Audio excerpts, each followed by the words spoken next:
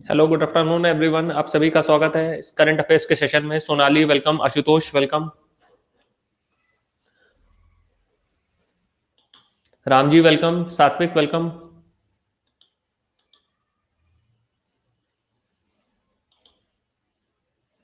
रंजिता अंजुली welcome, AR welcome. प्रणाम सोनाली, कैसे हो आप? शौर्य वेलकम। कल आपके क्वेश्चन का डाउट क्लियर हो गया था? रात में आपने भेजा था, मैं रात में देख नहीं पाया था सोनाली, करेंसी मैनिपुलेशन वाला। मैं बढ़िया हूँ, good afternoon Satvik. Okay okay, very good. Reena welcome, good afternoon. Ram ji कैसे हैं?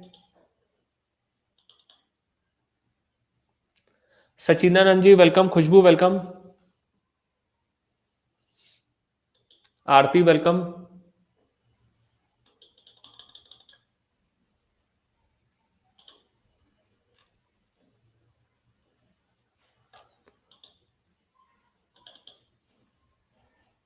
हाँ, वही मैंने मैसेज देखा था, लेट से देखा था। Shivam welcome, Aarti welcome, Ayushi, Anjali welcome. वो मैंने लेट से देखा था, इसी वजह से मैं आपको वो देख नहीं पाया था।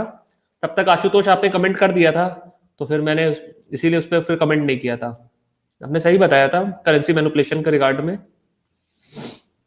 तो 2 मिनट वेट करेंगे स्टूडेंट्स के जुड़ने का, फिर सेशन को स्टार्ट कर देंगे।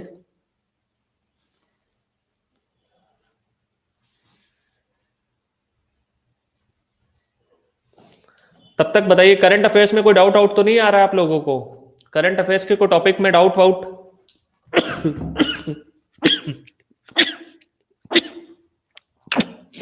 अच्छा, ईशा ने टॉपिक दिया था, ओके ओके। ठीक है, ऐसे डिस्कशन करते रहेंगे ना, कोई भी टॉपिक के सारे डाउट्स क्लियर होते रहेंगे। इस तरह के डिस्कशन करते रहा कीजिए ग्रुप्स पे, तो अच्छा रहता है, हेल्दी रहता है। तो कई पॉइंट्स आ जाते हैं और कई पॉइंट रिव्यूज मिल जाते हैं टॉपिक पे, तो आंसर राइटिंग में भी इंप्रूवमेंट होता है उससे, है ना? तो वो चक्कर भी रहता है। प्रज्ञा वेलकम।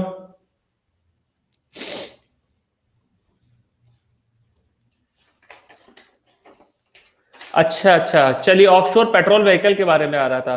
देखिए, ऑफशोर पेट्रोल व्हीकल क्या होता है? जो पेट्रोलिंग के लिए हमारे वेसल्स चलाए जाते हैं उसको कहते हैं हम लोग। देखिए, ऑफशोर पेट्रोलिंग व्हीकल्स क्या है हमारे, बेसिकली ऑफशोर का मतलब क्या हुआ? जो समुद्र पे हमारे गश्त लगाने वाली जहाजें होती हैं, उसको हम लोग ऑफशोर पेट्रोलिंग व्हीकल कहते हैं। हाँ, कोस्ट गार्ड वाले। जैसे कि आप देखते होंगे, कई बार आप देखते होंगे कि हमारा कोई एक शिप है, हमेशा क्या है, भारत की सीमाएं पे जो हमारा नॉटिकल माइल, जैसे भारत है, जैसे मान लीजिए, तो भारत का हमारा जो समुद्री सीमाएं हैं, उस पे हमारा जितना भी 210 नॉटिकल माइल्स तक का हमारा क्या होता है? 200। ज्योग्राफी वाले बच्चे बताइए, ऑप्शनल वाले बच्चे बताइए, 210 नॉटिकल माइल्स तक का जो इलाका कहलाता है वो क्या कहलाता है? बताइए। देखिए, ज्योग्राफी में कौन बच्चा पारंगत है? बहुत ज्योग्राफी की क्लासेस आप लोग अटेंड करते हैं, रात में क्लासेस शिफ्ट कराते हैं मेरी। हाँ हाँ, very good. EEZ, special economic zones कहलाते हैं वो। कन्वर परवीन वेलकम। हाँ, EEZ, अन्य आर्थिक क्षेत्र। हाँ, एक्सक्लूसिव इकोनॉमिक जोन्स कहलाते हैं। वेरी गुड सात्विक, है ना? एक्सक्लूसिव इकोनॉमिक जोन्स कहलाते हैं वो, ठीक है। तो वहां पे क्या होता है, हमारे 210 नॉटिकल माइल्स तक का जो भी जुडिक्शन होता है, वो हमारे हाथ में होता है, हमारी सरकार के हाथ में होता है। तो वहां पे जितने भी मिनरल एक्सप्लोइटेशन हो गया, एक्सप्लोरेशन हो गया, या अन्य कोई भी जो हमारी सुरक्षा होती है, उसके लिए हमारे कोस्ट गार्ड्स क्या वहां गश्त लगाते हैं। तो जिस जहाज में वो गश्त लगाते हैं उसको हम लोग ऑफशोर कोस्टल व्हीकल्स कहते हैं। ठीक है, ऑफशोर कोस्टल वेसल्स कहते हैं। ठीक है। हाँ, भारत इसमें खोज कर सकता है, प्लस क्या है, आपने एक टर्म सुना होगा बॉम्बे हाई के बारे में। बॉम्बे हाई के बारे में सुना है?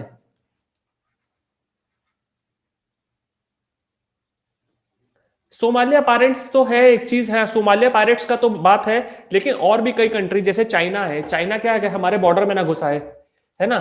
चाइना हमारे बॉर्डर में ना घुसा है। इस तरह की एक्टिविटीज कहीं ना हो, तो उसको हमें रोकने के लिए सब हम लोग चीजें करते हैं। अच्छा, नहीं सुना है बॉम्बे हाई के बारे में? किसी ने नहीं सुना है?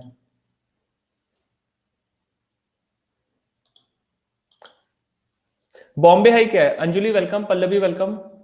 देखिए, बॉम्बे हाई क्या है हमारा, आपने देखा होगा, मुंबई से हमारा लगभग 90 किलोमीटर की दूरी पर, मुंबई से लगभग 90 किलोमीटर की दूरी पर भारत का ONGC का एक हमारा ऑयल एक्सप्लोरेशन सेंटर है, उसको हम लोग बॉम्बे हाई कहते हैं। हाँ, 90 किलोमीटर पे।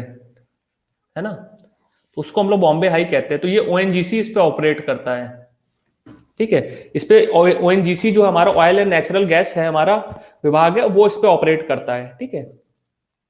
हाँ, भारत का लगभग 60 से 70% जो हमारा ऑयल हम पेट्रोल आप डलाते हैं, वो हमारा इसी इलाके से निकाला जाता है, ठीक है। जो हमारा अरब की खाड़ी है, अरेबियन सी है, अरेबियन सी अरब की खाड़ी जो है हमारा, इसी से निकाला जाता है, ठीक है। क्लियर है? और कोई टॉपिक पे भी डाउट है? गौरव वेलकम। चलिए, तो स्टार्ट करते हैं सेशन। आज का पहला क्वेश्चन देखते हैं। चलिए, क्वेश्चन स्टार्ट करा जाए। चलिए स्टार्ट करते हैं। रेखा वेलकम। अच्छा, आपने कुछ क्वेश्चन भेजा है क्या? क्वेश्चन भेजा है अंजलि? अंजलि का क्वेश्चन कहां गया? सर, एग्रीकल्चर सेक्टर में अंबर और ब्लू बॉक्स में डाउट है, दोनों ही कंट्रोल और लिमिटेड प्रोडक्शन पे there are no difference between both. अच्छा, देखिए, चलिए टॉपिक बता देते। कल कितने बच्चे प्रेजेंट नहीं थे जो हम लोग बॉक्स डिस्कस कर रहे थे? हाँ, मिल गया। अंजलि का क्वेश्चन है कि WTO के जो बॉक्सेस होते हैं हमारे, वो हमारे किस कलर के होते हैं? कोई बच्चा बता सकता है? कल मैंने बताया था, वैसे उसमें अंजलि को डाउट आ रहा है, खास तौर पे ब्लू बॉक्स में एंड अंबर बॉक्स में, ठीक है। तो चलिए इसको एक बार डिटेल में बता देते हैं। देखिए, हमारे तीन कलर के, जैसे जो ट्रैफिक लाइट्स होती हैं उसी के हिसाब से तीन बॉक्सेस होते हैं। पहला होता है रेड, दूसरा होता है हमारा ग्रीन, और एक होता है येलो, सॉरी, अंबर। अंबर अंबर क्या ऑरेंज कलर का है, तो कि फ्रंट फ्रेश पेज पे बताते हैं। देखिए, पहला होता है जैसे ट्रैफिक लाइट सिग्नल होती है, तो यहाँ पे हमारा क्या है, रेड। दूसरा है अंबर, अंबर क्या हुआ, हल्का ऑरेंजिश, मैं इसीलिए पेन कलर यूज अलग कर रहा हूं। और लास्ट होता है ग्रीन। ये तीन कलर के बॉक्स की हमारी सब्सिडीज जो होती है, वो हमारा WTO हर देश को, डेवलप कंट्री, डेवलपिंग कंट्रीज को, डिपेंडिंग अपॉन उनका नॉमनक्लेचर कैसा है, उनको किस सेक्टर में डिमांड है, किस चीज की कैसी डिमांड है, उसके हिसाब से वो देता है, ठीक है। अब रेड बॉक्स का मतलब क्या हुआ? ऐसी सब्सिडियां जो हमारी क्या है, जिसपे एकदम से रोक लगाई जा सके, है ना, जिसमें हम लोग लिमिट कर सके चीजों को, मतलब स्टॉप कर सके, उसको हम लोग किसमें डालते हैं? रेड में। जब किसी के फ्लो को कंट्रोल करना होता है, यानी कि कंट्रोल करना होता है चीजों को, यानी कि घटाना होता है या बढ़ाना होता है, नॉर्मली घटाया ही जाता है, उसको हम लोग किसमें डालते हैं? अंबर बॉक्स में। और जब हम गो का सिग्नल देते हैं कि मतलब जो सब्सिडी चली आ रही है उसको एज इट इज रहने दीजिए, तो वो हमारा किसमें आ जाएगा? ग्रीन सिग्नल में। क्लियर है तीनों का डिफरेंस? अब देखिए, ये तीन कलर तो हमारे सारे सेक्टर में होते हैं, लेकिन एग्रीकल्चर सेक्टर की जब हम बात करते हैं, तो वहां पर हमारा ये रेड बॉक्स नाम से कुछ भी नहीं होता है। रेड बॉक्स नाम से कुछ नहीं होता। वहां पे जो तीन कलर होते हैं हमारा, एक होता है ब्लू, एक होता है अंबर, और एक होता है ग्रीन। आज हाथ थोड़ा ठंडे की वजह से चलने में दिक्कत कर रहा है। रोशन, रिचा, ईशा वेलकम, आशीष वेलकम, ठीक है। तो वहां पे हमारे तीन कलर होते हैं, क्योंकि देखिए, अगर एग्रीकल्चर सेक्टर में किसी भी सब्सिडी पे, यानी किसी भी क्रॉप पे हम कोई सब्सिडी नहीं देंगे, तो क्या क्या हमारे फार्मर्स उसको उगा पाएंगे कि नहीं उगा पाएंगे? बताइए। एक जनरल क्वेश्चन आया है ईशा, उसको बता रहे हैं, उसका सोल्यूशन बता रहे हैं कि अंबर बॉक्स और ब्लू बॉक्स में क्या डिफरेंस होता है हमारा एग्रीकल्चर सेक्टर में, ठीक है। अंजलि का क्वेश्चन है कि अंबर बॉक्स और ब्लू बॉक्स जो होता है WTO का, उसमें क्या डिफरेंस है? तो देखिए, इसीलिए हमारे एग्रीकल्चर सेक्टर में हम लोग रेड बॉक्स कुछ नहीं यूज करते, हम लोग क्या यूज करते हैं उसके बिहाफ पे? Blue box and Ambar box. Ambar box में मैंने आपको जैसे बताया कि लिमिट लगा देते हैं, यानी कि क्या है, हम किसी भी सब्सिडी पे क्या करा, परसेंटेज फिक्स कर दिया कि अगर कोई भी किसान गेहूं उगा रहा है तो उसको 10% सब्सिडी मिल जाएगी। तो यानी क्या करा कि पैदावार के ओवरऑल पे फसल लगा दी है। जबकि ब्लू बॉक्स में क्या होता है, प्रोडक्शन पे हम लगाते हैं, यानी कि उपज पे जब लिमिट लगाते हैं तो वो ब्लू बॉक्स कहलाता है। प्रोडक्शन पे जब लिमिट लगाएंगे तो वो ब्लू बॉक्स कहलाएगा। अब कैसे प्रोडक्शन पे लिमिट लगाई जाती है और कैसे, इसमें दोनों में क्या डिफरेंस है, देखिए एक एग्जांपल से बताता हूं। कि देखिए, जैसा कि मैंने आपको बताया कि अगर आप गेहूं की खेती कर रहे हैं तो आपको 10% की सब्सिडी मिल रही है। पहली बात को समझ में आई? मैंने कहा वीट की खेती पर, गेहूं की खेती पर 10% मिल रहा है, ठीक। अब मैं एक बड़ा किसान हूं, मेरे पास 100 एकड़ का प्लॉट है, 100 एकड़ का प्लॉट है, वहां पे मैंने क्या करा, 1000 टन गेहूं उगा दिया। तो मुझे कितने पे सब्सिडी मिल जाएगी? 1000 टन पे मिल जाएगी कि नहीं मिल जाएगी? 100 टन पे। हाँ खुशबू, डेवलपिंग पे 10 है, डेवलप पे 5% है, बिल्कुल मिल जाएगी कि नहीं मिल जाएगी? सबको ये बात समझ में आई कि नहीं आई? अगर मैंने 10% रखा है गेहूं के किसानी पर, यानी जो भी गेहूं की किसानी करेगा तो उसको 10% की क्या मिलेगी? सब्सिडी मिलेगी। बट रुकिए, हैंग कर रहा है, क्या कर रहा है? हाँ, 10% की उसको क्या मिलेगी? क्योंकि पेन दिक्कत कर रहा है, 1 मिनट।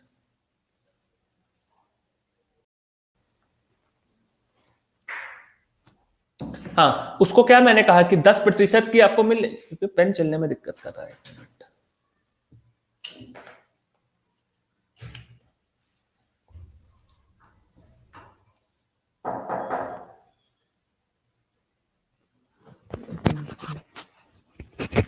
एक मिनट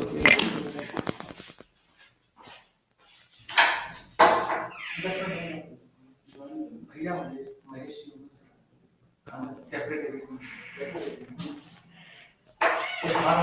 फोन कर लो यार।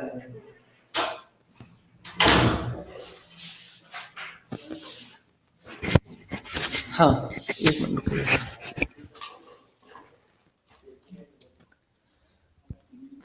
पेन चलने में दिक्कत कर रहा है, 1 मिनट रुकिए, उसको मैं देख लूँ, 1 मिनट।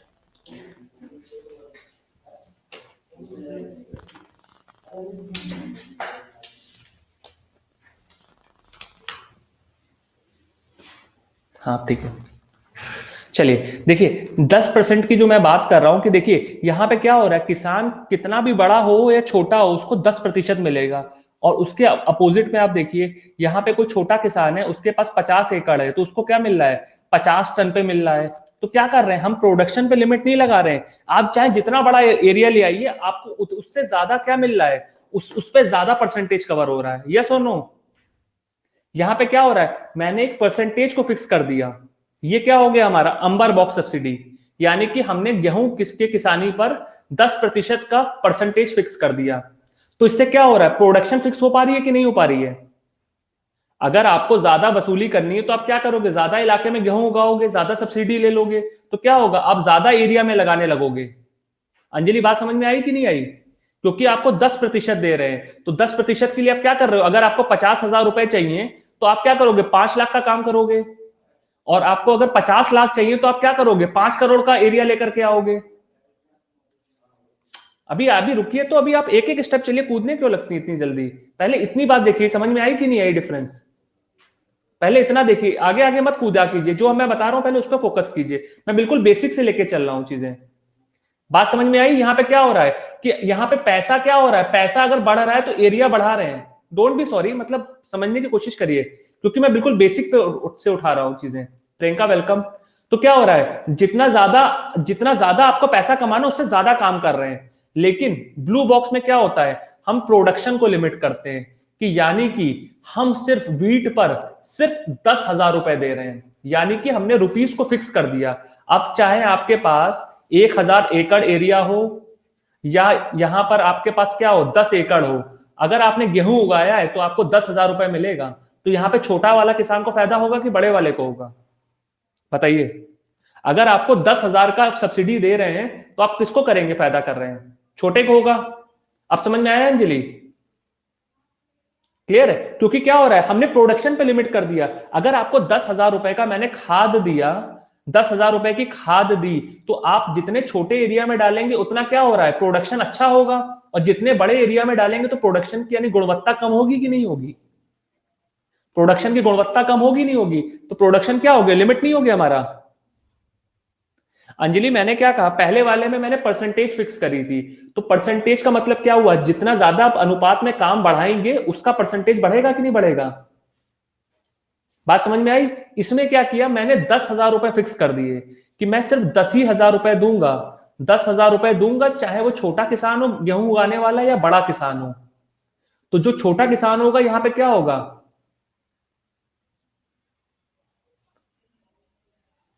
है ना? समझ में आया कि नहीं आया? कि क्या हो रहा है, जो छोटा किसान हुआ तो उसका भी वहां पे क्या हो गया, उसको भी 10,000 रुपए मिल रहा है, और बड़े किसान को भी मिल रहा है। तो बड़े किसान की बाकी जमीन पे क्या हो रहा है, अगर वो पूरे पे हमारा उर्वरक डालेगा या खाद डालेगा तो क्या होगा, तो उसका प्रोडक्शन लेवल उतना क्वालिटी गुणवत्ता नहीं आएगी जितने की छोटे किसान की आएगी। तो प्रोडक्शन क्या हो गया हमारा, सिकुड़ गया कि नहीं हो गया? तब तो यहाँ पे क्या हम रकम को फिक्स कर रहे हैं, रुपीस को फिक्स कर रहे हैं, और वहां पे क्या परसेंटेज फिक्स कर रहे हैं। यही हमारा ब्लू बॉक्स होता है और अंबर बॉक्स होता है। ईशा ये हमारा इसमें आता है डब्ल्यूटीओ का जो बॉक्स सब्सिडी होती है, आपने देखा होगा इस बार आरओ के एग्जाम में क्वेश्चन भी पूछा गया था प्रीलिम्स में, इससे कौन कौन से कलर बॉक्स होते हैं और किसका क्या फायदा होता है। ठीक है, चलिए, तो ये सब बेसिक कॉन्सेप्ट हैं, अगर आपको क्लियर होंगे तो एग्जाम में ये सब स्कोरिंग रहता है चीजें। कितने लोग करके आए थे इसको, आरओ के जो 2000 पेपर आया था 2016 वाला, उसमें करा था कितने लोगों ने क्वेश्चन अटेम्प्ट? आपने किया था? किसी ने क्वेश्चन, ऐसा बच्चा है किसी ने क्वेश्चन ना देखा हो ये वाला? ये क्वेश्चन मैंने अपने प्रैक्टिस वाले क्लासेस में भी कराया कई बार। कोई बच्चा है ऐसा किसी ने ना देखा हो क्वेश्चन? चलिए वापस आते हैं, आपने नहीं देखा है? अच्छा, तभी आप पूछ रही थी कहां आता है। पीस कॉस होता है, वो अलग चीज होती है। हाँ रोशन पूछ लीजिए, कमेंट कर दीजिए, मैं बता दूंगा, बता दूंगा। क्या चीज रीना? मैं आपका क्वेश्चन नहीं समझा रीना, आपका क्वेश्चन क्या है, क्वेश्चन बता दीजिए। पीस कॉज इसमें ऐसा कुछ नहीं होता, ये एक्चुअली में सेल्फ डिक्लेरेशन होता है बेसिकली। क्वेश्चन देख लीजिए, जिसने नहीं देखा था, ये क्वेश्चन आया था इस बार आरओ के एग्जाम में। अपनी ओरिएंटेशन चेंज कर देता हूं। देखिए ये वाला क्वेश्चन आरओ के प्रीलिम्स में पूछा गया था इस बार, एक बार देख लीजिएगा।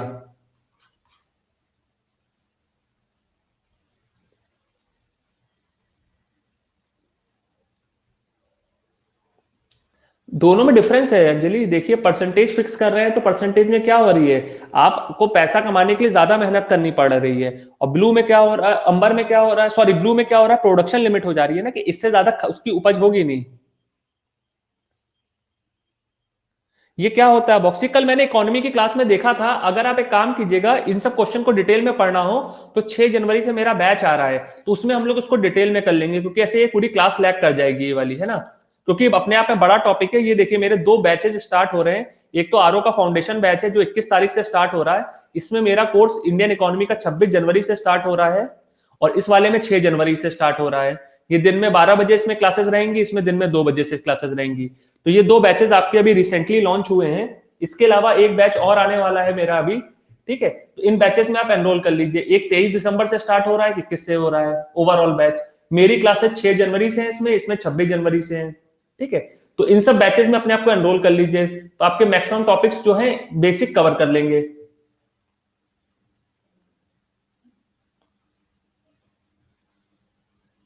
वो एक्चुअली में बैच की रिक्वायरमेंट अलग थी ईशा। वो हमारा क्या था, वो हमारा आरओ का रिवीजन बैच था। ये क्या है, फाउंडेशन बैच है। दोनों में डिफरेंस होता है, फाउंडेशन बैच थ्योरी का बैच होता है, और जो रिवीजन बैच होता है वो एमसीक्यू का बैच होता है। दोनों में डिफरेंस होता है। उसमें आपने देखा होगा सारे एजुकेटर, जैसे विपिन सर भी थे, विपुल सर भी थे, सबने एमसीक्यू की मदद से क्वेश्चंस कराए थे। तो वो हर बैच के क्लासिफिकेशन अलग तरह का होता है बेसिकली, है ना।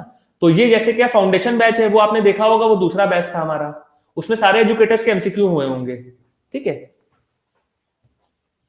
टच नहीं किए कोई बात नहीं, आपसे अभी मुट्ठी में उसको निचड़वा देंगे, ठीक है। जैसे बेयर ग्रिल्स नहीं है, बेयर ग्रिल्स क्या करता है, जब जंगलों में जाता है तो क्या करता है, पानी कैसे निचोड़ता है, वैसे आप लोग से इकोनॉमी निचड़वा देंगे, ठीक है, चिंता ना कीजिए। जैसे इकोनॉमी में आप, अरे इन्वायरमेंट में आपको मास्टर बना दिया, वैसे इकोनॉमी में भी बना देंगे। किसी का क्वेश्चन कोई छूट रहा है क्या? सर फार्म सेंटर कैसे लोग बना सकते हैं बट एग्रीकल्चर को स्टेट लिस्ट में आता है? ये हमारा इसका देखिए क्लासिफिकेशन टैक्सेशन का फंडा होता है बेसिकली, है ना। क्योंकि क्या होता है एग्रीकल्चर में जो हमारे टैक्सेशन आता है वो हमारा क्या होता है, स्टेट लिस्ट में आता है शिवम, इसका चक्कर होता है। क्या चीज 25 में, आर्टिकल 25 के अकॉर्डिंग हम किसी भी रिलीजियस को प्रैक्टिस कर सकते हैं, बट ये हमारा राइट है, तो फिर इसमें पनिशमेंट कैसा? कहां पे इसमें कहा गया है कि आर्टिकल अगर कोई रिलीजियस को आप प्रैक्टिस कर रहे हैं तो आपको पनिशमेंट मिल रहा है? रोशन, प्रियंका वेलकम। ऐसा कहां पे मेंशन है, कहीं लिखा हुआ है क्या, कोई क्वेश्चन आया है क्या रोशन? हाँ मैंने आपका क्वेश्चन देखा रोशन। ऐसा आपने कहीं पढ़ा है या कहीं पे लिखा हुआ है क्या कि कहीं पे रिलीजियस प्रैक्टिस करने के आधार पर किसी को पनिशमेंट दिया गया आर्टिकल 25 का वायलेशन करने के उसमें? हाँ वही मुझे भी समझ में नहीं आ रहा ईशा, मैं इसीलिए पूछ रहा हूं। अगर क्वेश्चन है आपके पास तो मुझे फ्रेम कर दीजिए। कौन सा कानून? अच्छा आप लफ्ज जिहाद की बात तो नहीं कर रही हैं? वो लफ्ज जिहाद की बात तो नहीं कर रही हैं आप, जो लफ्ज जिहाद चल रहा है उसकी बात कर रही हैं क्या? तो उसमें और इसमें तो बहुत अंतर है ना, वो प्रैक्टिस करना नहीं हुआ। यहाँ पे क्या है, इस कानून के तहत क्या करा जा रहा है, ये कानून का प्रावधान क्या दिया गया है कि हमारा, हाँ, कि वो क्या कर रहे हैं कि वो जो मुस्लिम लड़के हैं, जो सो कॉल्ड, जो मतलब जो नैरेटिव चल रहा है उसके हिसाब से, वो हिंदू लड़कियों को क्या कर रहे हैं, जो अपने धर्म में ला रहे हैं उसके बाद उनको अबेंडन कर दे रहे हैं, मतलब छोड़ देते हैं। तो इससे क्या हो रहा है, उनका उन पर दुर्व्यवहार किया जा रहा है। तो ये कानून का पर्पस क्या है कि अगर कोई मुस्लिम हिंदू से शादी कर रहा है तो उसको वो कानूनी तौर पर बाध्य रखेगा और उस पर कोई भी उत्पीड़ना नहीं करेगा बेसिकली। हाँ, और अपनी मर्जी से नहीं हो रहा है ये, क्या ये लोग सरकार का या फिर जो नैरेटिव चला रहे हैं उनका कहना क्या है कि ये एक तरह का क्या है, स्कैम है बेसिकली। दोनों में डिफरेंस होता है। तो अभी देखिए ना, अभी ये कॉन्स्टिट्यूशनल बेंच में जाएगा ही। यूपी ने लॉ तो बनाया है, लेकिन अभी क्या होता है, ये हमारा क्या होता है कॉन्स्टिट्यूशनल रेमेडी के तहत वो जाता है या नहीं जाता कोर्ट में, तो कोर्ट में चैलेंज होगा सुप्रीम कोर्ट या हाई कोर्ट में, अगर वहां वैलिड हो जाएगा तब देखने में पता लगेगा। ब्रिज वेलकम, सम्राट वेलकम। हाँ वही मैं कह रहा हूं, उसमें कई क्लॉज है, जो आशुतोष कह रहे हैं वो भी बात एक सही है। विवेक, नहीं नहीं है वो, एक्चुअली में एक दो जगह घटनाएं होती रहती हैं, वो तो हर चीज की घटना होती है रोशन, कि पुलिस उठा के ले जा रही है, लेकिन उसके लिए क्या है, वो तो अलग है। हाँ मुझे लग रहा है आज की क्लास अभी लैग कर रही है, बस शुरू करते हैं खुशबू, आप लोग के सारे सवाल हो जाए पहले, है ना। चलिए, तो और कोई डाउट? मीरा जी वेलकम। तो देखिए ये सब क्या है, ये सब हमारे नैरेटिव चला करते हैं। हाँ, तो अभी इसको चलने दीजिए, देखते हैं आगे क्या क्या होता है। आगे क्या होता है देखिए, अभी जब सुप्रीम कोर्ट में चैलेंज होगा तो सुप्रीम कोर्ट में क्या होता है, आर्टिकल्स की कसौटी पे जब उतरेगा तब देखते हैं पास होता है कि नहीं होता है। तो अभी तो बहुत इसको कसौटियों पे जाना है, और कोई वैसे भी हमारा नेशनल लॉ नहीं है। अगर ये यूपी में लॉ बन भी जाएगा तो एक बात बताइए, कोई कोई एमपी का लड़का अगर यूपी की लड़की से शादी कर रहा है तो वैलिड होगा कि नहीं होगा कानून? वैसे भी अभी देखिए ना, इसके तो बहुत चैलेंजेस आएंगे। अगर आप तो क्या है, आप तो यूपी पीसीएस के एस्पिरेंट है, यूपीएससी की तैयारी कर रहे हैं, तो आपको तो सारे प्रोज एंड कॉन्स को पकड़ना चाहिए कि ये क्या है, हमारा नेशनल लॉ तो है नहीं। अगर मान लीजिए मैं ही हूं, मैं जाके केरला की लड़की से शादी कर रहा हूं, तो क्या मैं इसके एम्बियंस में आऊंगा कि नहीं आऊंगा एम्बिट में? बिल्कुल। तो उसके लिए अभी तो बहुत चीजें होनी है। वो तो एक जुमला भी फेंका जाता है कि कानून भी बनाया जाता है कि सबको वैक्सीन फ्री मिल जाएगी, तो क्या वो फिजिबल है क्या ऐसा? वो तो समझदार लोगों के लिए होता है, वो जो मूर्ख होते हैं वो सब क्या ट्विटर और फेसबुक पे लगे रहते हैं। तो उस पर अभी हमें चर्चा नहीं करनी। जब हमारा क्या ये लीगल कसौटी पे उतर करके क्या होगा, इंप्लीमेंट हो जाएगा, तब इसके प्रोज एंड कॉन्स को डिस्कस करेंगे सारे, है ना। ठीक ठीक, चलिए अब आते क्लास स्टार्ट करते हैं आज की। चलिए, which mission was launch by the Indian government to the promotion of quality products that are manufactured in the country. आपको बताना है, भारत सरकार ने देश में निर्मित होने वाले गुणवत्ता वाले उत्पादों के प्रचार के लिए कौन सा मिशन की शुरुआत करी है? लोकल भारत यानी कि स्थानीय इंडिया, वोकल भारत यानी स्वर भारत, ब्रांड इंडिया, या फिर आत्मनिर्भर भारत, इनमें से कौन सी योजना की शुरुआत या शुभारंभ भारत सरकार ने किया है, ताकि जो भारत में बने हुए क्वालिटी प्रोडक्ट्स है उस पे एक टैगिंग या फिर उसको प्रमोट किया जा सके? हाल ही का करंट अफेयर्स है हमारा।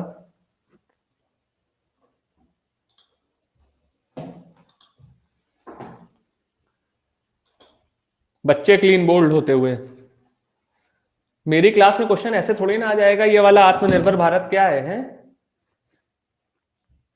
हम अपने क्वेश्चन खुद ही बनवाते हैं, बाहर से नहीं छपवाते हैं। मेरी क्लास के क्वेश्चन नहीं रहते हैं ये सब कि पानीपत का युद्ध कहाँ हुआ, बच्चा लगा रहा है उसमें, खूब बच्चा झूम रहा है, नाच रहा है कि हमें सर हिस्ट्री आ गई पूरी। मेरी क्लास में करंट अफेयर्स में नहीं होता ऐसा। ठीक है, तो इसका सही आंसर है ब्रांड इंडिया। किसी ने सुना है इसके बारे में? कौन सी मिनिस्ट्री ने लॉन्च किया, क्या है? देखिए, ये हमारा जो है मिनिस्ट्री ऑफ कॉमर्स ने लॉन्च किया है, हाल ही में परसों लॉन्च किया है।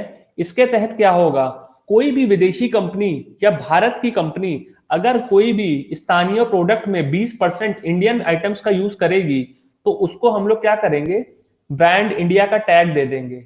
ये एक टैगिंग का प्रोसेस है। आपने देखा होगा, यूएस का सामान ले लीजिए, फ्रांस का ले लीजिए, या स्विट्जरलैंड का सामान ले लीजिए, तो वहां पे क्या होता है, टैग लगा होता है हर कंट्री का, मेड इन स्विट्जरलैंड या मेड इन फ्रांस का। इसी तर्ज पे भारत सरकार भी क्या कर रही है, ऐसे प्रोडक्ट या उत्पाद जो भारत में ही निर्मित हो रहे हो उसमें ब्रांड इंडिया का टैग लगाया जाएगा। क्लियर है? ये अभी परसों की न्यूज है। और ये क्या है, इसमें मिनिमम कंडीशन याद रखिएगा कि 20% जो जो उसके प्रोडक्ट्स हैं या उसके जो मटेरियल है वो भारत में ही मैन्युफैक्चर होने चाहिए और उसमें जो रॉ मटेरियल है भारत का लगा होना चाहिए। क्लियर है? ओमकार यादव जी वेलकम। क्लियर है? इंपॉर्टेंट क्वेश्चन है, आप लोग क्लीन बोल्ड हो गए थे पहले क्वेश्चन पे, तो इसलिए याद रखिएगा, भारत ब्रांड भारत है। ठीक है, चलिए आगे बढ़े। चलिए नोट कर लीजिए, फिर आगे बढ़ते हैं। ठीक है, टैगिंग सिस्टम है, टैग दिया जाएगा सबको, टैग दिया जाएगा प्रोडक्ट्स को। ठीक है, चलिए। हाँ, 20% उसका क्या होना चाहिए, उसका प्रोडक्शन जो मटेरियल लग रहा है या उसके अंदर जो आइटम्स है वो इंडिया में बने होने चाहिए, या इंडिया का प्रोडक्ट होना चाहिए वो। जैसे मान लीजिए अगर मैंने कोई एक मोबाइल फोन बनाने लगा, तो ऐसा तो है नहीं कि इंडिया में ही फैक्ट्री लगा दी। जैसे एप्पल का मान लीजिए हमारा चेन्नई में प्लांट लग गया, तो क्या है वो Chennai made in Chennai India कहलाएगा कि मेड इन चाइना कहलाएगा वो? अरे अब इंडिया में प्लांट लग रहा है, मैन्युफैक्चरिंग इंडिया में हो रही, तो मेड इन इंडिया थोड़ी ना हो जाएगा।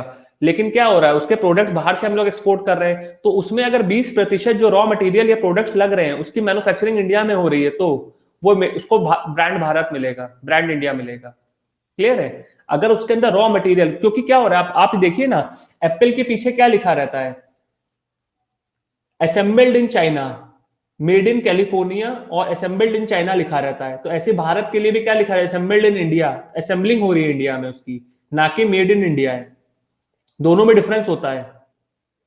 क्लियर है? दोनों में डिफरेंस होता है। क्या होता है कि उसको आप उसका रॉ पार्ट्स को लेकर के असेंबल आपने यहाँ के, बैटरी कहीं से ले आए, स्क्रीन कहीं से ले आए, टच पैड वाला कहीं से ले आए, है ना? अब हांगकांग, वही मैं कह रहा हूं, तो वो असेंबल्ड हो रहा है, ये ब्रांड इंडिया है। ठीक है, पूरा मैन्युफैक्चरिंग इंडिया में हो रही है उसकी। ठीक, चलिए। In which city countries first Kailash Mansarovar Bhavan inaugurated, हाल ही में भारत के किस शहर में भारत का पहला कैलाश मानसरोवर भवन का उद्घाटन किया गया है? भोपाल, बनारस, गाजियाबाद या फिर लखनऊ? अच्छा, रिपब्लिक ऑफ चाइना के नाम से अब वो कर दिया है, ओके। हम लोग भैया गरीब गरीब टीचर है, तो हम लोग आईफोन वाईफोन नहीं खरीद पाते हैं, तो हमें पता भी नहीं है कि क्या है ना? Pramod welcome. Welcome Pramod, good afternoon.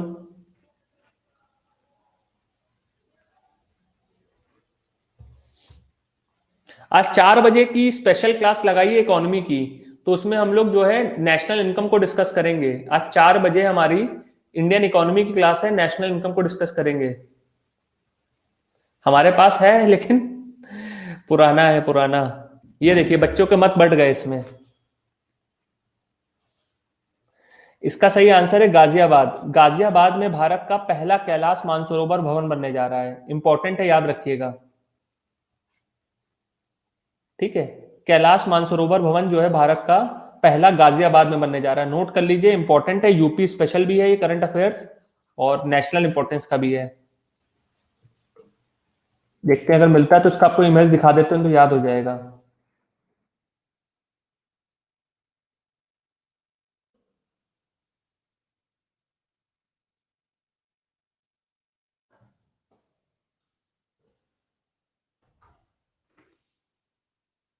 इसमें कैलाश मानसरोवर जो यात्री जाएंगे उनके रुकने के लिए बेसिकली रहेगा ये, है ना?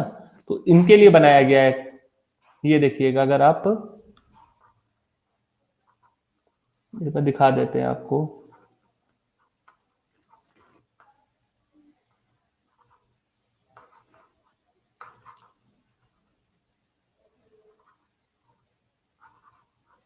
जो बच्चे एनसीआर में घूम आइएगा एक बार। ये बनना है, ये है। इमेज थोड़ी साफ नहीं आई, ब्लर आई है, डाउनलोड किया है मैंने, है ना? तो एक बार देख लीजिएगा इसको, गूगल करके देख लीजिएगा, गूगल में मिल जाएगा आप लोग को इमेजेस इसकी, तो एक बार देख लेंगे तो याद आ जाएगा। राजमहल है। हाँ कैलाश, हाँ कैलाश मानसरोवर जो जाएंगे उनके लिए एक तरह से ट्रांजिट कैंप है। देखिए कैलाश मानसरोवर की यात्रा सबसे टफ होती है, तो ये लोग क्या करते हैं, दिल्ली वगैरह में बुला करके, यूपी गवर्नमेंट ने इसको के लिए कराया हुआ है ना? यूपी गवर्नमेंट ने किया, अभी योगी जी ने इसका शुभारंभ किया है परसों ही, अगर आपने न्यूज में देखा होगा। इसका शुभारंभ जो है तो योगी जी ने किया, अगर आप देखेंगे तो। इसकी इमेज दिखा देते हैं। हाँ, ये वाली इमेज ब्लर आ रही है काफी। स्क्रीनशॉट मैंने लिया तो है, देखता हूँ इसमें साफ आती है कि नहीं। हाँ ये रहा, इसमें देख लीजिएगा आप लोग। ये है, देखिएगा गाजियाबाद में मानसरोवर ओपन हो गया है ना। योगी जी ने भी इनॉग्रेट किया 11 तारीख को इसको। ठीक है, इंपॉर्टेंट है, यूपी स्पेशल भी है, तो यूपी के एग्जाम में आने की प्रोबेबिलिटी भी बहुत है और नेशनल इंपॉर्टेंस भी है। वैसे भी हमारी सरकार देखिए इस समय क्या है, डिवोशनल चीजों पे ज्यादा फोकस भी कर रही है, तो क्वेश्चंस का इंपॉर्टेंस भी बढ़ जाता है। ठीक है, चलिए आगे बढ़ते हैं। Who has top the Forbes 2020 highest paid celebrity list? आपको बताना है 2020 की फोर्ब्स सेलिब्रिटी लिस्ट में सबसे नंबर 1 पायदान पे कौन सेलिब्रिटी आया है?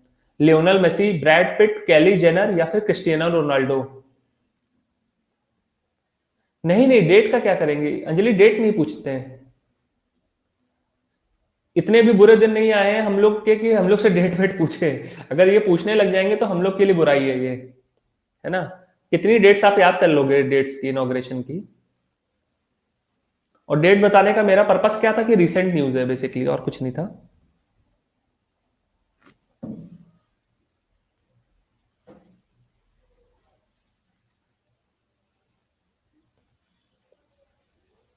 कल आई है लिस्ट, हाँ आज नहीं आई है, कल आई है लिस्ट। भारत का कौन सेलिब्रिटी है सबसे टॉप पर?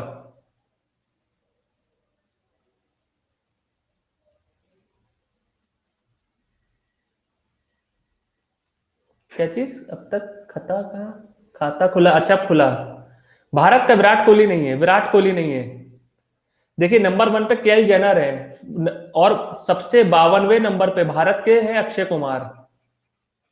याद करिएगा, अक्षय कुमार की जो संपत्ति है, जो इन्होंने मिलियन डॉलर्स में दी है, 48.5 मिलियन दी है इसमें, जो 52वें नंबर पे है। और कैली जेनर की जो हमारी इनकी जो संपत्ति है लगभग कितनी है, 590 मिलियन के आसपास है, 590 मिलियन डॉलर के आसपास है। ठीक है, तो आप देख सकते हैं 10 गुने का अंतर है।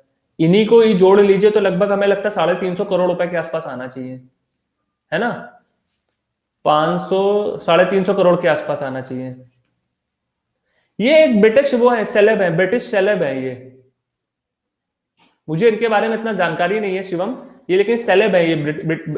ये शायद यूएस की है या ब्रिटेन की, इसमें से किसी की सेलेब है ना, यूएस की है ना, हाँ। और दूसरे नंबर पे कौन है? दूसरे नंबर पे कौन है? हाँ हॉलीवुड की है ना, हाँ हॉलीवुड की सेलेब है। याद कर लीजिए। दूसरे नंबर पे कौन है? नहीं दूसरे पे ये नहीं है, ये हमारे हैं चौथे पायदान पर। हाँ केल वेस्ट है, वेरी गुड सात्विक। देखिए नोट कर लीजिए, यहाँ नोट करा दे रहा हूं मैं। ये नोट कर लीजिए, क्वेश्चन पूछा जा सकता है। नंबर 1 पे हमारी हो गई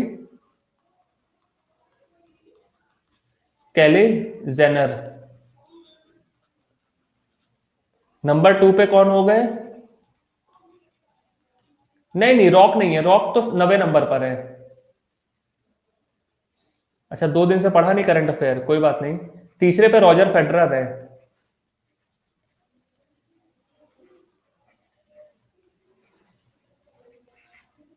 चौथे पे है क्रिस्टियानो रोनाल्डो।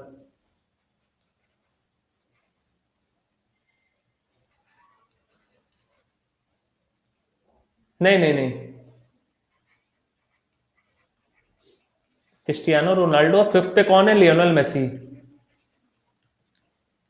अभी आपको दिखा देते हैं स्क्रीनशॉट, तो याद कर लीजिएगा, स्क्रीनशॉट रखे रहिए, रखा कीजिए ना।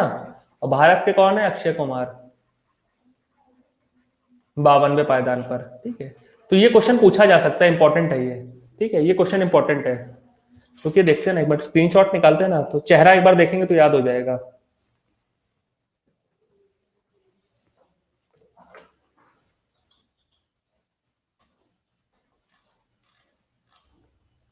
हाँ ये रहा।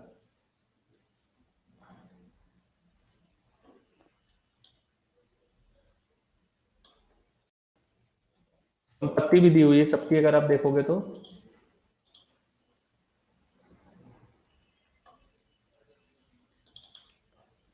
यहाँ से नोट कर लीजिए, ज्यादा आपके लिए ऑथेंटिक रह हो जाएगा। वैसे मैंने सही लिखा है, पहले पे काइली जेनर है, दूसरे पे केज वेस्ट है, थर्ड पे रॉजर फेडरर, फोर्थ पे क्रिस्टियानो रोनाल्डो, फिफ्थ पे लायनल मेसी है। ठीक है, तो इसको नोट कर लीजिए।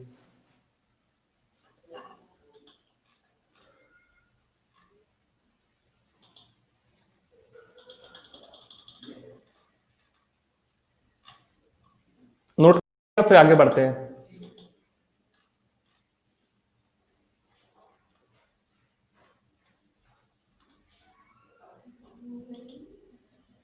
प्राची वेलकम, हो गया। चलिए, which city has hosted the first migratory world festival in India? आपको बताना है इनमें से किस शहर ने भारत का पहला माइग्रेटरी यानी प्रवासी पक्षी महोत्सव का आयोजन किया है अभी हाल ही में। एक 3 दिवसीय हमारा एक आयोजन समारोह हुआ था। आपको बताना है इनमें से किस शहर में वो आयोजन हुआ था, गोरखपुर, भागलपुर, अहमदाबाद या बनारस।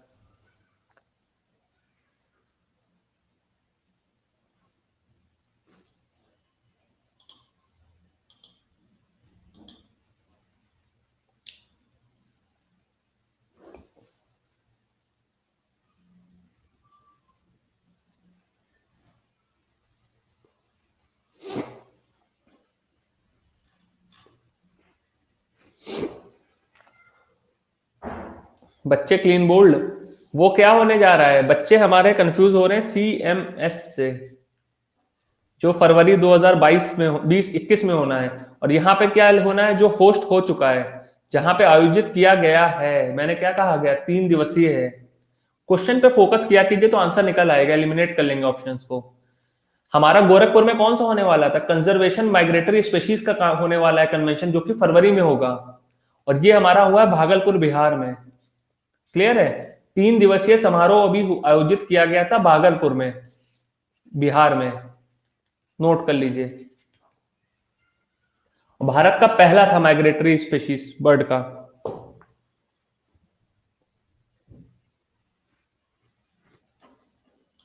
अच्छा, वहां भागलपुर में क्यों करा गया,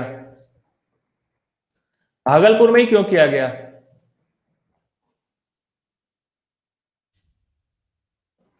कोई बता सकता है कौन सा वेटलैंड है अभी, कौन सा वेटलैंड है?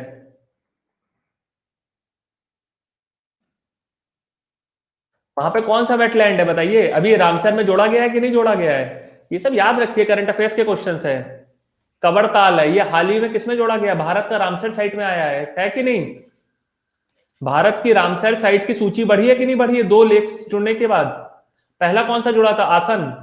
पहला आसन उत्तराखंड का पहला, और ये क्या था, बिहार का पहला। तो जो बच्चे BPSC देने जा रहे हैं वो सब याद रखिए।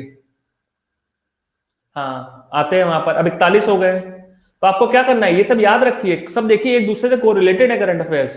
ऐसे याद करेंगे ना तो मजे मजे में याद हो जाएगा, वरना सब रटने पड़ेंगे आपको, कि भागलपुर में क्या हुआ, गोरखपुर में क्या हुआ, है ना। गोरखपुर वाला कब ऐड हुआ था, गोरखपुर वाला कब ऐड हुआ था, हमारा जनवरी में ऐड हुआ था, जनवरी 2020 में। इसके बाद यहाँ पे CMS होने लगा, 2021 फरवरी में होगा। यहाँ पे कबड़ताल ऐड हुआ तो इन्होंने क्या करा दिया, पहला माइग्रेटरी बर्ड फेस्टिवल करा दिया भारत का। हाँ, रामगढ़ ताल, बिल्कुल सोनाली, रामगढ़ ताल है गोरखपुर में। ठीक है, तो कोरिलेट करके रखिए करंट अफेयर्स को भी, ऑन फिंगर टिप्स, हमेशा रटना नहीं है करंट अफेयर्स को भी, तो भी हो जाएगा। बैक कर दें, कौन सा, ये वाला? ठीक है, कर लीजिए।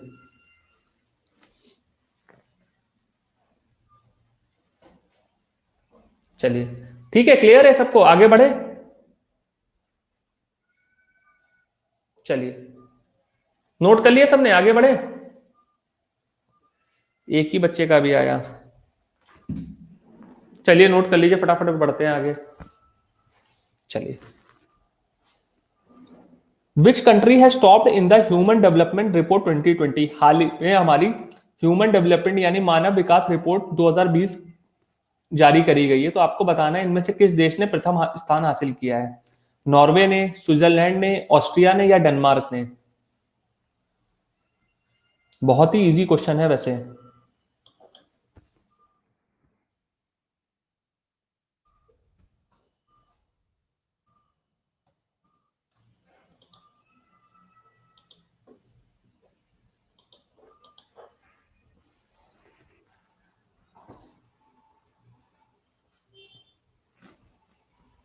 अच्छा, इसकी थीम क्या थी? अच्छा, अब खाता खुला। देखिए, जबकि है सब करंट अफेयर्स, सब इंपॉर्टेंट है एग्जाम्स पर्सपेक्टिव से, ये सब करंट अफेयर्स इंपॉर्टेंट है आपके, अगर आप देख रहे होगे तो ये सब इंपॉर्टेंट है।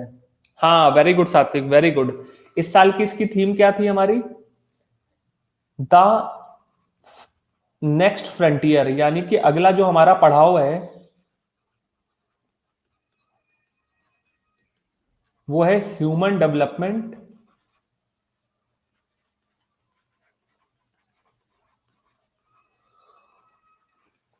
एंड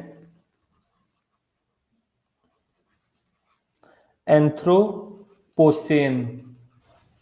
इसका मतलब क्या होता है एंथ्रोपोसेन का? कोई बच्चा बता सकता है इस शब्द का क्या मतलब है एंथ्रोपोसेन का?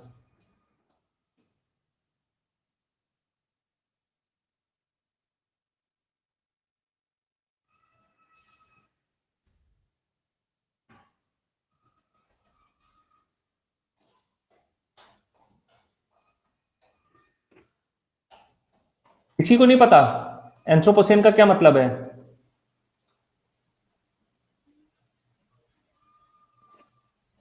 मतलब क्या है हमारा अगला फ्रंटियर, क्या है? इंसानों का विकास। और एंथ्रोपोसेन, एंथ्रोपोसेन वो शब्द का क्या मतलब है?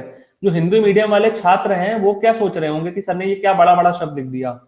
शिखा वेलकम। तो मतलब सब हिंदी वाले बच्चों को पता है इसका मतलब? देखिए, नहीं आता है पूछिए, नो लिखिए, मैं बताऊंगा आपको, पूछिए तो। देखिए, एंथ्रोपोसेन का मतलब क्या होता है हमारा? ऐसी एक्टिविटी जिससे हमारा विकास हो रहा हो और साथ साथ क्या हो रहा हो, पर्यावरण पे असर पड़ रहा हो। यानी कि हमारा क्लाइमेट एक्टिविटी जो चेंज हो रही है, यानी कि क्लाइमेट एक्टिविटी चेंज हो रही है किसकी वजह से? इंसानों की वजह से। उसको हम लोग क्या कहते हैं? एंथ्रोपोसेन। एंथ्रो का मतलब क्या हुआ? जो एंथ्रोपोलॉजी लेते हैं वो क्या कहते हैं? इंसानों की द्वारा एक्टिविटी। तो जो भी हमारे पर्यावरण में बदलाव आ रहा है इंसानों की वजह से, उसको हम लोग कहते हैं। तो अगला फ्रंटियर क्या है? विकास भी हमें करना है, यानी कि ह्यूमन डेवलपमेंट भी करना है, और साथ साथ क्लाइमेट रिलेटेड एक्टिविटी जो इंसानों की मदद से हो रही है उसको भी कंट्रोल करना है। ठीक है। हाँ, इंसानों की वजह से जो हमारे क्लाइमेट में एक्टिविटी हो रही है, पर्यावरण में जो बदलाव आ रहा है, ठीक है, उसको हम लोग एंथ्रोपोसेन कहते हैं। ठीक है। इस रैंकिंग में नॉर्वे ने प्रथम स्थान हासिल किया है। वहीं अगर हम इंडिया की बात करें, इंडिया की रैंकिंग क्या थी इसमें? कोई बता सकता है भारत की रैंकिंग इसमें क्या थी? हाँ, इंडिया की रैंकिंग 131वीं थी। 131वें पायदान पे भारत था, कितने देशों में? 189 देशों में। ठीक है। इसको पब्लिश कौन करता है? इसको पब्लिश कौन करता है? इसको प्रकाशित कौन करता है? देखिए, सब क्वेश्चन बहुत आते हैं, और खास तौर पे इसके पैरामीटर्स बहुत एग्जाम में पूछे गए। इस बार पीसीएस के प्रीलिम्स में भी इसके पैरामीटर्स पूछे गए थे, अगर आपको याद होगा। हाँ, इसको पब्लिश कौन करता है हमारा ह्यूमन डेवलपमेंट इंडेक्स को? UNDP, United Nations Development Programme, note कर लीजिए।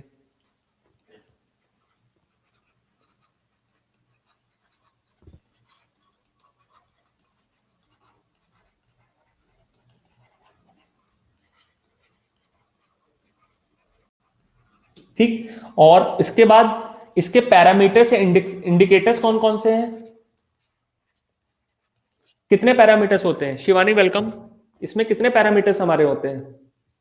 PCI, very good. 3 होते हैं पीसीआई शॉर्टकट, वेरी गुड। पहला कौन कौन सा है? पहला कौन सा है?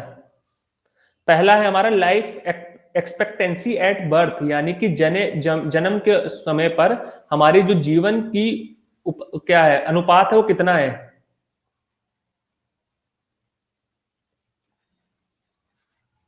ठीक है, एट बर्थ, यानी पैदा होते समय बच्चों की मृत्यु दर कितनी है। एमएमआर क्या है, यानी कि मदर मोर्टेलिटी रेट, यानी कि जो हमारे जच्चा और बच्चा है उनके बचने का कितना, हमारे यहाँ देश में कितने अच्छे अच्छे प्राथमिक चिकित्सा सुविधाएं हैं। ठीक है, वो हो गया। दूसरा क्या हो गया हमारा? नॉलेज। नॉलेज में एजुकेशन वर्ड नहीं आएगा। कितने साल कोई स्कूल में पढ़ रहा है, एक्सपेक्टेड ईयर ऑफ स्कूलिंग क्या है हमारी। ठीक है, एक्सपेक्टेड ईयर ऑफ स्कूलिंग। ठीक है, कि कौन कितने साल पढ़ रहा है। एजुकेशन में क्या होता है, हमें ये नहीं पता लगता है, हमें परसेंटेज पता, पास परसेंटेज पता होता है, लेकिन मान लीजिए गांव का एक आदमी पैदा हुआ और शहर का एक आदमी पैदा हुआ, तो एवरेजिंग इनकी स्कूलिंग की क्या है। ठीक है, वो हम लोग नापते हैं, यानी कि इसको हम लोग नापते हैं नॉलेज के टर्म्स में। नॉलेज के टर्म्स में नापते हैं, ठीक है। और तीसरा क्या होता है हमारा, एक लाइफ लिविंग स्टैंडर्ड क्या है कि हम किस स्तर से रह रहे हैं, ठीक है। लिविंग स्टैंडर्ड हो गया तीसरा हमारा,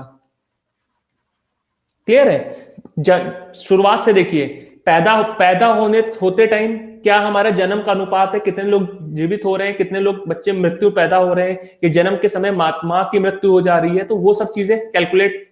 दूसरा क्या, नॉलेज, कि कितने लोग स्कूल जा रहे हैं, कितना सीख रहे हैं, नॉलेज को फोकस कर रहा हूं। तीसरा क्या, किस हिसाब से रह रहे हैं। तो अगर हम अच्छी क्वालिटी ऑफ लाइफ रहेंगे तभी तो क्या होगा, हमारा विकास होगा, ह्यूमन डेवलपमेंट होगा। तो ये 3 पैरामीटर्स हम लोग ह्यूमन डेवलपमेंट में देखते हैं, क्लियर है।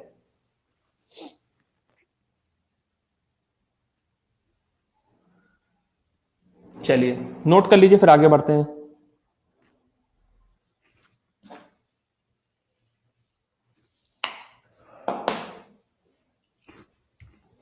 नोट कर लिया, चलिए आगे बढ़ते हैं।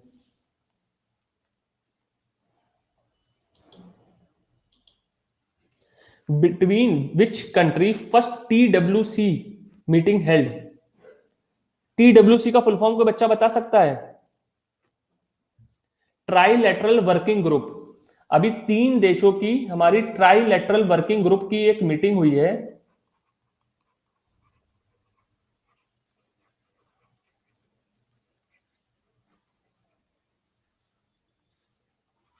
आपको बताना है उनमें से 3 देशों का समूह कौन कौन था।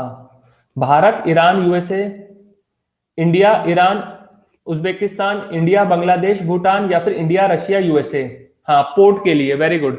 पोर्ट से संबंधित हुई है, तो आपको बताना है किस देश के बीच हुई है। चलिए पोल करा रहे हैं, आंसर मार्क करिएगा।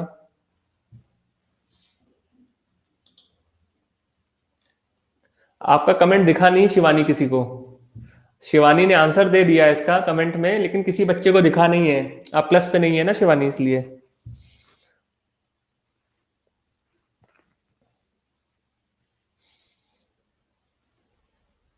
बच्चे क्लीन बोल्ड हो गए इसमें।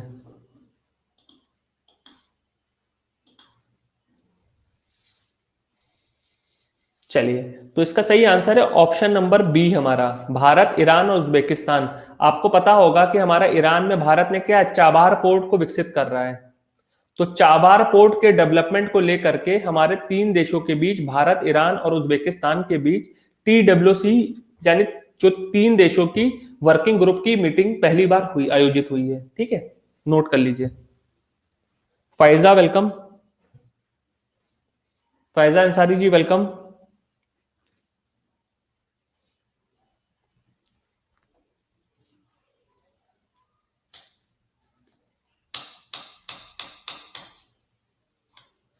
ठीक है। आप में से जिन बच्चों ने अभी भी अनअकैडमी प्लस का सब्सक्रिप्शन नहीं लिया है, आप लोग अनअकैडमी प्लस का सब्सक्रिप्शन ले लीजिए। काफी अच्छे अभी डिस्काउंट ऑफर्स चल रहे हैं और नए नए बैचेस स्टार्ट हो रहे हैं। तो जिन बच्चों को भी अनअकैडमी प्लस का सब्सक्रिप्शन लेना हो, आप मेरा डिस्काउंट कोड यूज कर सकते हैं। निर्मेश, देखिए इसमें आपका यूपी पीसीएस के नए फाउंडेशन बैच हर बुधवार को हमारे शुरुआत हो रही है, ठीक। इसमें आपका यूपीएसआई भी कवर होगा, बीओ भी कवर होगा, आरओ भी, लेखपाल भी, यूपी वार्डन भी, और यूजीटी और पीजीटी के भी कोर्सेज होंगे, और कुछ नए कोर्सेज अभी हाल ही में जुड़ने जा रहे हैं, ठीक है। तो ये सब आपका कोर्स जो है एक ही सब्सक्रिप्शन में आप इन सब को अवेल कर सकते हैं, इन सब को एक सब्सक्रिप्शन में अवेल कर सकते हैं, ठीक। इसके साथ साथ अगर आप यूपी पीसीएस की तैयारी कर रहे हैं तो आपका क्या है, डेली लाइव क्लासेस आपको मिल रही है। साथ साथ आपको क्या हो रहा है, प्रीलिम्स की तैयारी प्लस मेंस की तैयारी, और प्लस हमारा क्या है, टेस्ट सीरीज हो गया, प्लस आपका मेंस आंसर राइटिंग, सब कुछ कंप्लीट कवर कराया जा रहा है अनअकैडमी पर, ठीक है। मेंस की आंसर राइटिंग, और अगर आपका मेंस निकल जा रहा है तो उसके बाद हमारा मॉक इंटरव्यू भी शेड्यूल करे जाते हैं। जो टॉप एजुकेटर्स होते हैं वो आपका मॉक इंटरव्यू भी शेड्यूल करते हैं, और साथ साथ कुछ हम लोग बेस्ट क्या कहते हैं, गेस्ट फैकल्टीज को भी इनवाइट करते हैं इंटरव्यूज के लिए, ठीक है। तो आपको जिसको भी सब्सक्रिप्शन अवेल करना हो तो आप इसके लिए एनरोल कर लीजिए। अभी जैसे मैंने आपको दिखाया था, ये 21 तारीख से मेरा बैच शुरू हो रहा है, आरओ का फाउंडेशन बैच, और 23 तारीख से लोअर फाउंडेशन का शुरू हो रहा है, लोअर पीसीएस का। तो जिसको भी अवेल करना हो तो आप इन डिस्काउंट कोड का यूज करके अनअकैडमी प्लस सब्सक्रिप्शन को अवेल कर सकते हैं। इसके अलावा ये वीकेंड बैच चल रहा है, 26 दिसंबर से शुरू होने जा रहा है, जिसमें हिमांशु सर ज्योग्राफी पढ़ाएंगे, मुकेश सर पढ़ाएंगे, मनमोहन सर इकोनॉमी पढ़ाएंगे, रायना मैम साइंस है, और मैं आपको एनवायरमेंट पढ़ाऊंगा। तो ये बैच भी अब आपका 26 दिसंबर से लॉन्च होने जा रहा है, ठीक है। तो जिसको भी सब्सक्रिप्शन अवेल करना हो, आप लोग डिस्काउंट कोड यूज करके इन कोर्सेज को एनरोल कर सकते हैं। 2 साल का सब्सक्रिप्शन आपका जो 8500 रुपए का 8400 रुपए का है, वो मेरा कोड यूज करके आपको पड़ेगा 7560 का, और 1 साल का 6300 रुपए का। और इसके साथ अगर आप मेरा कॉइन्स यूज करते हो, जो मेरी स्पेशल क्लास 1 बजे है, आज 4 बजे है और रात में 8 बजे, इन 3 क्लासों को देख के कॉइन मिलेगा, तो 10% एक्स्ट्रा डिस्काउंट आप अवेल कर सकते हो। तो 2 साल का सब्सक्रिप्शन आपको पड़ेगा 6804 रुपए का, और ये पड़ेगा आपको 5600 रुपए का। तो जिस बच्चे को भी सब्सक्रिप्शन लेना हो, तो क्लास के बाद आप मैसेज कर दीजिएगा अनअकैडमी ऐप पर, तो मैं आपको बता दूंगा। ठीक है। परसों मैंने क्लास रिशेड्यूल कर दी थी, शाम को तबियत खराब थी, तो उसको आज 4 बजे मैंने लगा दिया है। ठीक है। प्लस क्लास नहीं थी, तो उसको रिशेड्यूल करके मैंने आज लगा दिया था। ठीक है। तो नेशनल इनकम को डिस्कस करेंगे, उसमें जीडीपी जीएनपी कैसे कैलकुलेट करते हैं, उसका डिस्कशन करेंगे आज हम लोग। ठीक है। चलिए, चाबहार पोर्ट हमारा देखिए ना, आपने देखा होगा, हमारा ईरान में एक पोर्ट है, बंदरगाह है, जिसको भारत ने लीज पर लिया है ईरान से। उसको विकसित कर रहा है भारत, ताकि क्या कर सके, वहां पर अपनी सेना को बढ़ा सके और साथ साथ अपने ट्रेड को बढ़ावा दे सके। ठीक है। तो ईरान का चाबहार पोर्ट को भारत डेवलप कर रहा है। ठीक है। उसको लेकर के हमारा जो है इसकी मीटिंग हुई थी ये। ठीक है। चलिए आगे बढ़ते हैं अगले क्वेश्चन पे। Which country has launch the new अंगारा A5 रॉकेट? इकोनॉमी की वो है दिन में 12 बजे, दिन में 12 बजे है हमारी 6 जनवरी वाली क्लासेस ईशा, और जो दूसरा वाला बैच है उसकी है दिन में 2 बजे। ये देखिएगा 2 बैचेस हैं इसकी क्लासेस की, जो हमारा है शेड्यूल, इसका जो है हमारा दिन में 12 बजे है, और इसकी शाम को 6 बजे, ओ दिन में 2 बजे से है। ठीक है। 12 बजे ना, सही है ना? हाँ, वो इसमें स्लॉट दिन का मिल गया था तो ले लिया। चलिए, which country has launch the new अंगारा A5 rocket? Russia, China, Israel या भारत? इनमें से किसने A5 रॉकेट का हाल ही में लॉन्च किया है?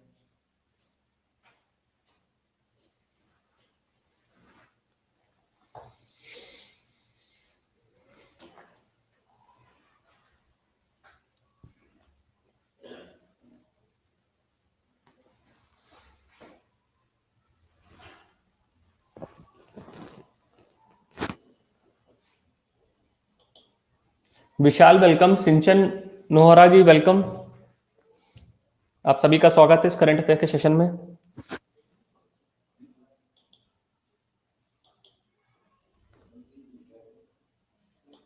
तो इसका सही आंसर है फ्रेंड रशिया। रशिया ने हाल ही में अंगारा A5 रॉकेट का हमारा लॉन्च किया है।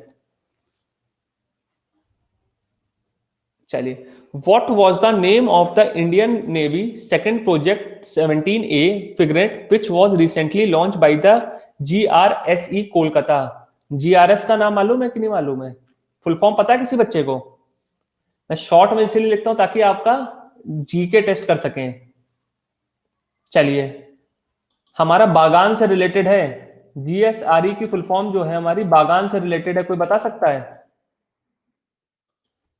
अब बताइए, अब हिंट मिली? अच्छा, सिंचन जी को भी नहीं पता। चलिए, हाँ वेरी गुड आशुतोष, नाम याद रखिए, ये भारत की शिप बिल्डिंग कंपनी है, गार्डन रीच शिप बिल्डर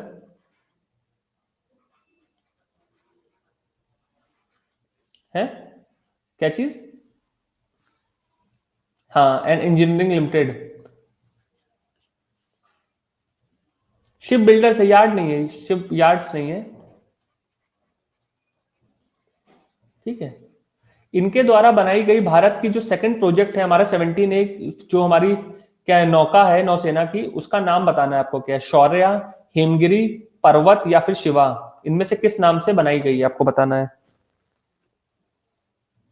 चलिए, पोल करा रहे, मार्क करिएगा।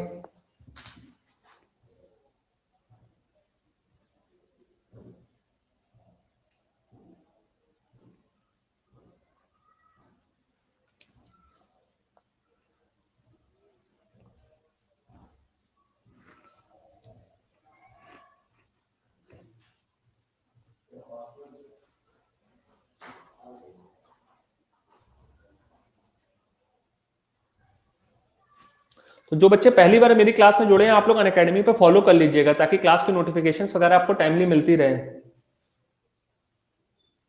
हाँ परसों की हिंदू में भी आया था, बिल्कुल। हाँ 7 से बना है। ग्रविश सर वेलकम। जब भी बच्चे आपके बारे में सोचते हैं, देखिए गर्विश सर, बच्चे तो आप तुरंत क्लास में हाजिर हो जाते हैं। तो इसका सही आंसर है हिमगिरी। आजकल तो आप लोग ज्योग्राफी मैप पढ़ रहे होंगे गर्विश सर के साथ। ज्योग्राफी के मैप्स कौन कौन पढ़ रहा है ना? हाँ तो ज्योग्राफी के मैथ्स करिए। बिल्कुल। अच्छा नोट कर लीजिए, कर लीजिए, नोट कर लीजिए Isha.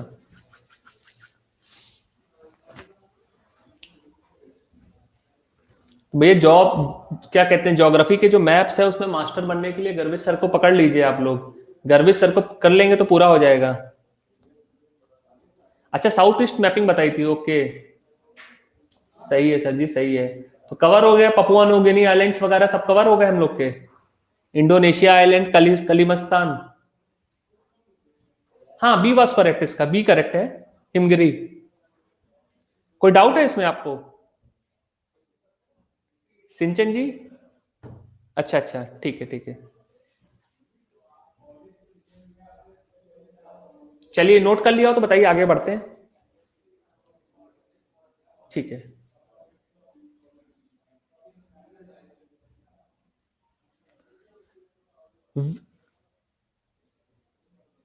Which organization has adopted a proposal for the Bangla बंधु शेख मुजीबुर रहमान इंटरनेशनल प्राइज? आपको बताना है किस संगठन ने हाल ही में बांग्ला बंधु शेख मुजीबुर रहमान अंतरराष्ट्रीय पुरस्कार के लिए एक प्रस्ताव को अपनाया है। यूनेस्को ने, यूनेप ने, United Nations framework for combating climate change ने, या फिर यूनिसेफ ने? इन चारों में से किस यूनाइटेड नेशंस की संस्था ने हमारा बांग्ला बंधु शेख मुजीबुर रहमान प्राइज को अपनाया है? अच्छा एक ई ऑप्शन लगा दे, नहीं पता है ना? यहाँ पर एक नया ऑप्शन लगा देते हैं ईशा के लिए, नहीं पता। चलिए 5 वाला पोल करा देते हैं, नहीं पता भी कर देते हैं आपके लिए। चलिए आप नहीं पता लगा दीजिएगा। अच्छा ऑस्ट्रेलिया चल रहे हैं सर। चलिए सर आज ऑस्ट्रेलिया हम भी आते हैं। अभी चलिए बच्चे आप लोग पहुंचिए सर की क्लास में, हम भी आते हैं पीछे से ऑस्ट्रेलिया घूमने आज, है ना? आज हम भी आते हैं।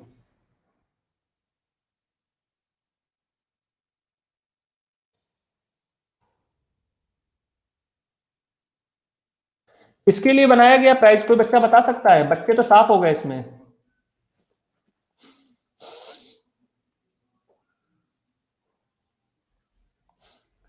इसमें बच्चे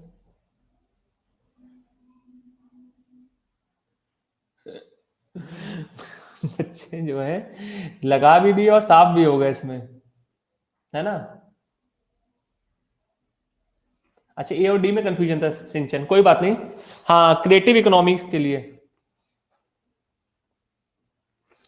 सर देखिए, बिना वीजा पासपोर्ट के आपको सब जगह घुमा देंगे ज्योग्राफी की क्लास में। ज्योग्राफी की टीचर का यही अच्छाई है कि पूरी दुनिया घुमा देते हैं बिना पासपोर्ट वीजा के, है ना? चलिए आज हम भी आएंगे सर की क्लास में। तो इसका सही आंसर है यूनेस्को। यूनेस्को इंपॉर्टेंट क्वेश्चन है, याद करिएगा। यूनेस्को जो है हमारा, इसने क्रिएटिव इकोनॉमिक्स के लिए, क्रिएटिव इकोनॉमी के लिए बेसिकली बांग्ला बंधु मुजीबुर रहमान अवार्ड को लॉन्च किया है, क्रिएटिव इकोनॉमी के लिए। क्लियर है? नोट कर लीजिए, बहुत इंपॉर्टेंट है।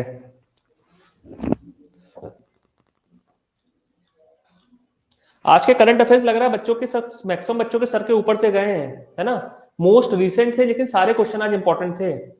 आज के सारे क्वेश्चन, एक एक क्वेश्चन इंपॉर्टेंट थे। बस एक लास्ट क्वेश्चन करके लीडर बोर्ड देख के एंड कर देते हैं रोशन।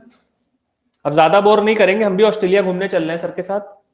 वैसे भी आज इंडिया 36 रन पे ऑल आउट होकर के नाक कटा दी, है ना? तो ऑस्ट्रेलिया चल करके थोड़ा घूम के आते हैं। सुबह सुबह मूड खराब हो गया, आज इंडिया 36 रन पे ऑल आउट हो गई तो, है ना? उम्मीद थी कि इंडिया जीतेगी, नए साल पे कोई तोहफा वोफा मिलेगा जीत का, कुछ टेस्ट मैच का, और डे नाइट टेस्ट मैच हार गए। 50% का रिकॉर्ड आ जाएगा, कहाँ 100% का था अभी तक एक मैच में। चलिए अगले क्वेश्चन पे बढ़े, लास्ट क्वेश्चन देख लेते हैं फटाफट एक। इसको नोट कर लिया सबने? चलिए, in which city RBI has decided to set up automated bank note processing centre? आपको बताना है हाल ही में आरबीआई ने इनमें से किस शहर में अपना automated bank note processing centre को स्थापित करा है? भोपाल में, लखनऊ में, जयपुर में, या अहमदाबाद में? इनमें से कहां पे स्थापित किया है?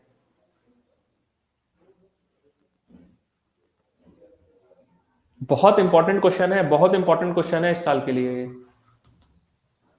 ई वाला पोल भी आ गया भैया। 10% ई कौन लगा दिया? ई ऑप्शन तो कुछ नहीं था यहाँ पे। ई ऑप्शन कौन बच्चा लगा दिया भैया?